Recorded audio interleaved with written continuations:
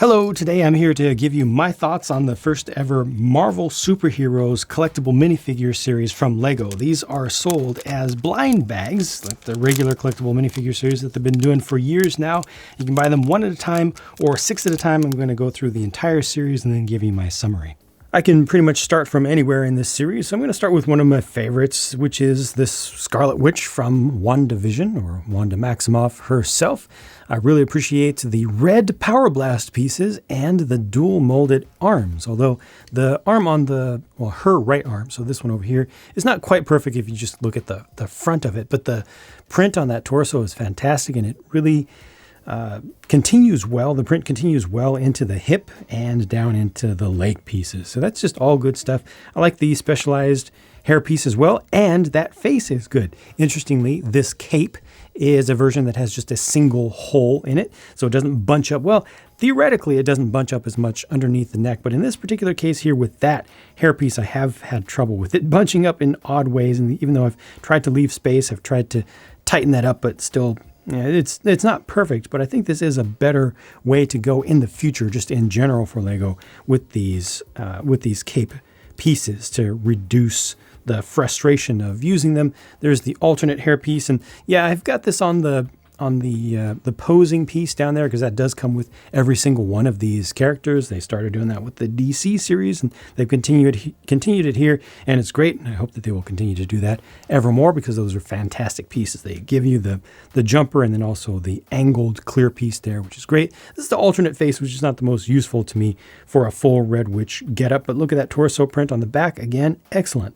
I'll just continue through with the WandaVision characters. This is White Vision, which was originally my favorite figure from this series until I saw all of them in person. This is now my second favorite of all of them, but once again, it is fantastic. The printing is so fine, is so well done. It's unfortunate that they're not printing all the way around here, but on the head. But I like not only the gold printing, but also the silver printing all over this. You got the printed arms, printed sides of the legs as well, dual molded legs, and then the prints for the laptop there. So you got the exclusive book cover piece in light blue, and then the exclusive keyboard piece as well, which is just a 1x2 tile. And again, this one has a single hole cape. And without a hair piece, this one doesn't crunch up so much. That is not a random hair. It's just a piece of the cape that I've not manually trimmed off there. But yeah, I think this works out pretty well. It's nice and flexible. You can easily pull this up to see the excellent printing on the back of the torso. It's nice to be able to appreciate that printing by just pulling the cape up without having to worry about damage being done to the cloth piece. And then here's Monica Rambeau with the pretty fantastic hair piece. That's definitely the highlight of this figure. Otherwise, the production is okay. The shoulders could have been done a little bit better. The tops of the shoulders weren't printed so well. The torso print is just fine and appropriate. Her accessory is a little red helicopter, which doesn't look great, but you understand what it is. I don't know why they picked that of everything. Well, I guess they wanted to include some sort of accessory here, and it's iconic to some degree. It doesn't have that much value to me personally. This face is pretty good. Yeah, I'm okay with these faces. I feel like a grimacing face would have been a little bit more appropriate, but I don't know if LEGO had full context of what this character was going to do on the show. So I think they did a fine enough job, but this is not one of the stronger figures in this series, in my opinion. TVA Office Loki, on the other hand, is one of the strongest figures in the series, in my opinion. This really captures the actor well, it captures the character well, and it comes with Frog Thor. Hello, Frog Thor, with the dual molded and the cape. It's all about the cape. I didn't even know that cape was going to be there until I opened up the figure and I turned that around. And I'm like, that cape is everything. That cape is my life right now. Really nice, funky little thing. Very, very obscure, but well loved. Hopefully, they will find more uses for that mold in the future, and this won't be a one and done. But the main figure itself is just fantastically well done. Also has an exclusive print for the TVA, I almost said TWA, mug there. Sorry about the the manual focus there. There you go. Now you can see it properly. The hairpiece is great. Getting some print down into the legs is a little extra. It wasn't necessary on this, so I'm glad that they did go for that. And around the back, you got the variant. You got this, which is also a very good face. When you put the hair on it, that's proper. This is strong. This is good. And so is Sylvie here, also from the Loki show. Unfortunately, the printing isn't showing up all that well unless the light hits it just right, but I feel like that looks a little bit better in person. It's a little bit more visible in person from more angles than you're seeing it right now, but the print that is there is good. No print for the hip or the legs for this one, unfortunately. Exclusive mold for the hair with a little bit of crown in it. Got the bright green color for the machete piece. The arms are interestingly dual molded. It's very subtle, but the top part is black. The lower part is gunmetal gray, and you get printing around the side there, printing around the side there. And of course, there's printing on the back of the torso. There's also an alternate face to be seen under here, which isn't as different as I would have liked. I think that this is a very charming, happy face, and then this is just slightly smirking. I think they should have used this and then something else. I feel like the happy face there is a little bit wasted, but arguably this is more important here. Now, arguably this is done fantastically well or really bad, because this is a baby alligator or crocodile. Looks more like an alligator. Call it whatever you want. I'm going to call it a crocagator because that works across all of LEGO's history of these types of animals. And this is in baby form, but unfortunately it has no crown, and it's supposed to be Croc Loki, Gator Loki, but it's not, because, okay, maybe the eyes are exclusive to this, but it doesn't have the crown, and that's sad. I understand that they wanted to make this available as a mold that could be used as just an animal later on for other things, which is cool and all, but, you know, they made a Frog Thor that's a proper Frog Thor, and this is not a proper Gator Loki or Croc Loki. And that brings us to the Marvel's What If series on Disney Plus, which has turned out to be a much, much better series than I ever thought it could possibly be. And it ties into the MCU more strongly than I thought it would. And this is Captain Carter from episode 1, with the Tesseract formed out of 2 1x1 plates in translight blue iridescent with the pearly glitter built in, the opalescent kind of look. And there's also a spare of that piece, so you get a total of 3 in the pack. But this is a screen accurate version of her. The Captain Carter that we got in the Hydra Stomper set is a different variation that did not show up in that episode. I don't know exactly where that one came from, but this one here is the right one. This is really good, especially the torso is done well. And then we get all that really nice high quality printing going down into the hip and into the legs, and the arms are dual molded. And bringing this up, you can see it's printed around the side. The lines are well aligned. There's printing on this. Well, the worst thing here is definitely the alignment or misalignment of print on the shield, in my opinion. You know, it's just a little bit off center, but there's also some printing you can see around the shoulder area there. Printing on this side you can see more clearly. And then on the back of the torso, I mean, that hairpiece is really good too, but on the back of the torso, there's even more really good printing. The white could have been a little bit more opaque, but it's not too bad. And this is a useful alternate face as well. Generally speaking, a very collectible figure that is very accurate to the source material, and thus I think LEGO should be proud of. From episode 2 of What If, this is T'Challa, aka Black Panther, as Star-Lord, another really well-rendered figure and a cool character in universe. Just another good job. I'm loving getting another pair of those Halo-style plasma pistols as they appear to me. I think we can't get too many of those. And as you can see, the helmet piece is unique with T'Challa's hair. You've got some printing on the side of the legs there. The legs are dual molded as well. The printing is just generally done well, and then they also include a hair piece, which is a nice bonus. It's a new style of hair piece.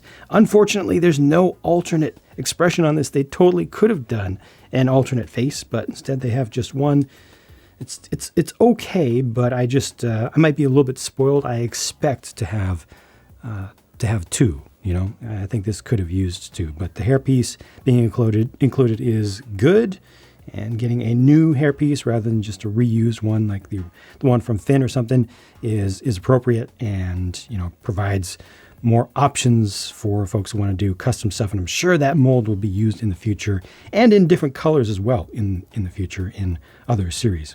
From episode 5, this is Zombie Captain America, one of the more ornate figures that LEGO has ever done, if you're just counting the number of distinct patches of print on it. Just look at the number of different patches of dirt and decay, and you've got different colored arms, and you've got different colored dual molded legs between the two sides. This is a unique shield piece, which I think that shield would be great for a lot of people, not in the context of What If, but just to have a battle-damaged version of Cap's shield.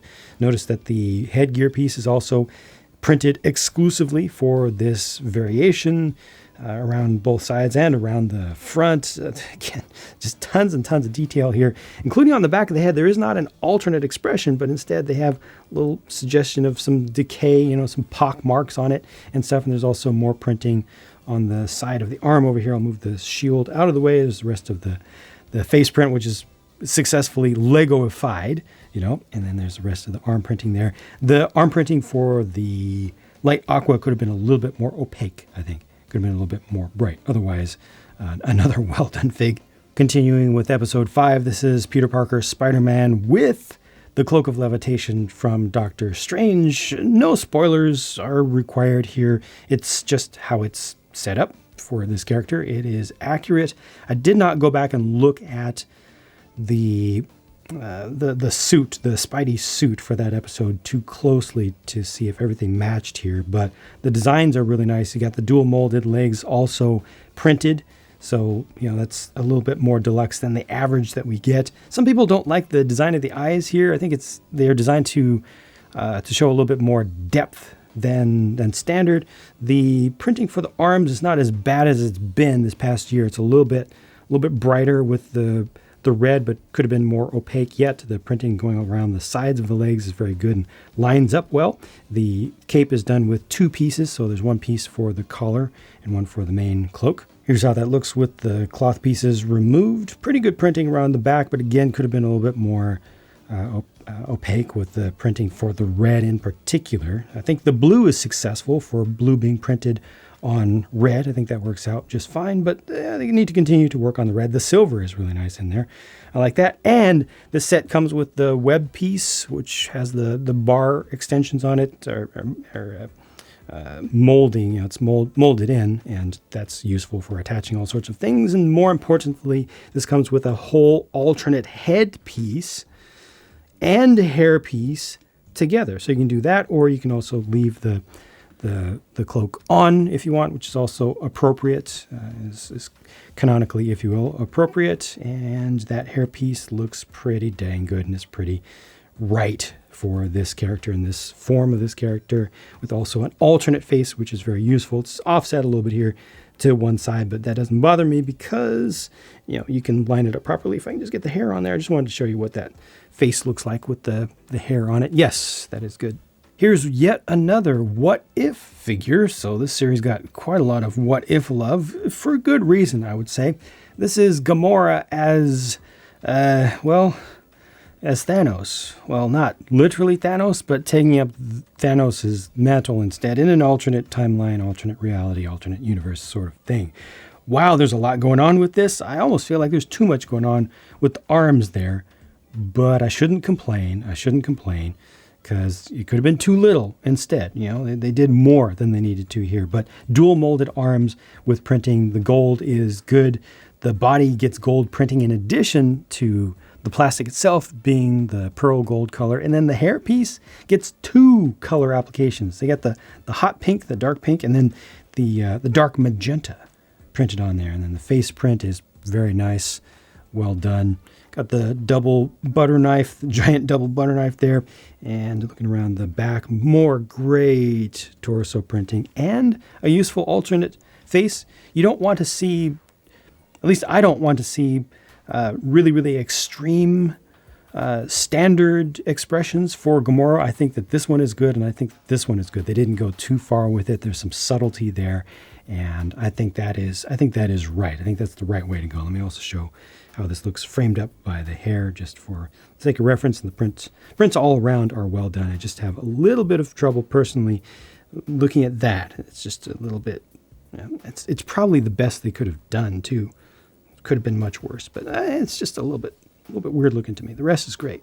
Now, this easily could be a What If Episode 5 version of the Winter Soldier holding Captain America's shield there. However, I believe it's intended to be a Falcon and the Winter Soldier series Winter Soldier. I think that the hairpiece is a little bit more...